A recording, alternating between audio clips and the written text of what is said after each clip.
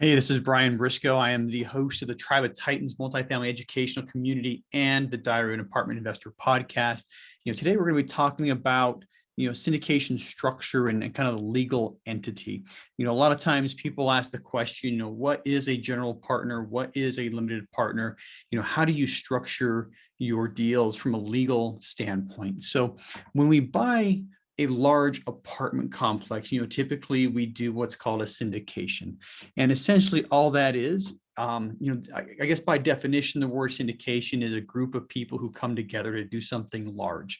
Okay, so we assemble a group of people who come together to carry out this particular transaction, this purchase of a large apartment complex. And when we do that, we have to create a legal entity. So we create a limited liability company, typically in the state where we purchase the property. So for example, if it's a South Carolina property, we create a South Carolina LLC. All right. And depending on, how we bring people together to do this deal, that will inform how we set up the structure. But in general, there are going to be people who are materially active, basically who are, taking care of the investment property itself, managing the managers or managing the people who are taking part to make this investment opportunity to work. So taking care of the property management, the construction management, and all the other things that go along with it. You're also going to have people who are, working with the brokers and the lenders to be able to purchase the property. And basically from beginning to end, the people who actually work in the business. All right. And these people generally form the general partnership is what it's called. All right. Now, on the other hand, when we put deals like this together, we extend the opportunity to invest to a lot of people. And if these people are only contributing capital, like they're not doing anything else with the company, they form the limited partnership. So inside this limited liability corporation, there are two classes of owners. There's the general partnership and there is the limited partnership. Once again, the general partnership are the people who are putting the investment opportunity together and managing it throughout its life. And the limited partnership are the people who are contributing capital, putting their investment dollars in hopes of a return. All right. So a couple of things about it that we should discuss is there is different levels of liability involved. For example, the general partners, since they're actually managing the property, they actually shoulder all of the liability in the company. They have the legal liability, financial liability, and in many aspects that may extend to their personal assets, especially in cases of fraud or abuse. Okay, so if the company is sued, it's the general partners that assume that liability.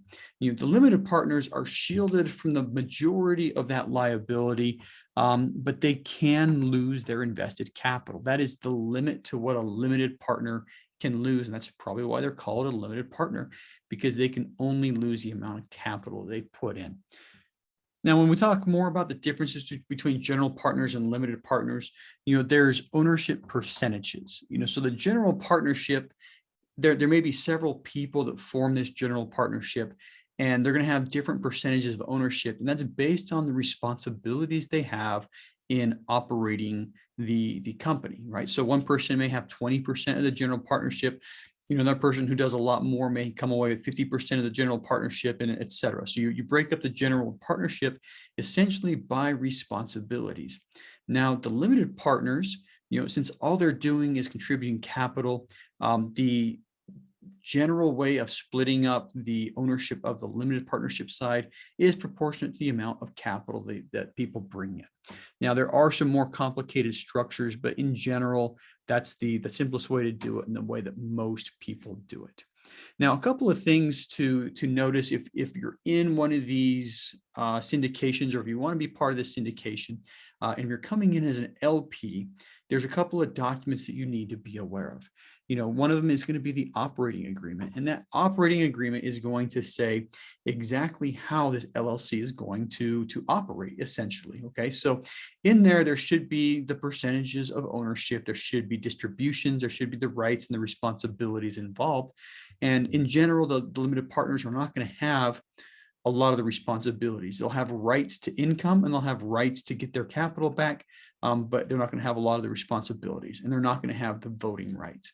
It will talk about how the general partners, how they intend to manage the property and how the decisions will be made as well. All right. There's also typically a private placement memorandum. That's more of an SEC requirement, but that typically is going to come along with the operating agreement as one of the documents that you're going to have to review and sign before being part of the deal.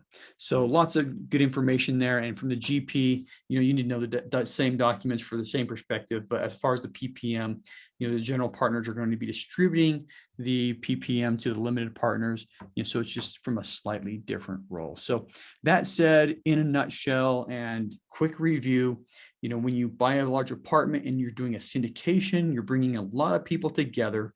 You're going to each have different roles and responsibilities. Some people are just going to bring money, and those are referred to as limited partners. Some people are going to have an actual responsibility towards the property, towards the company, and those are the general partners.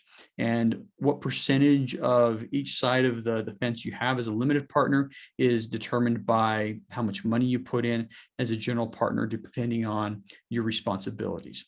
And that's it for today, and hope you enjoyed this one. Stick around and click one of those videos and watch the next one coming down the pipes too. Thanks. Hey, if you like that episode, make sure you hit that subscribe button. But more importantly, if you haven't joined our multifamily educational community, the Tribe of Titans, yet, you are missing out. So get yourself 30 days free by clicking the link below in the description, or go to thetribeoftitans.info, and we'll see you there.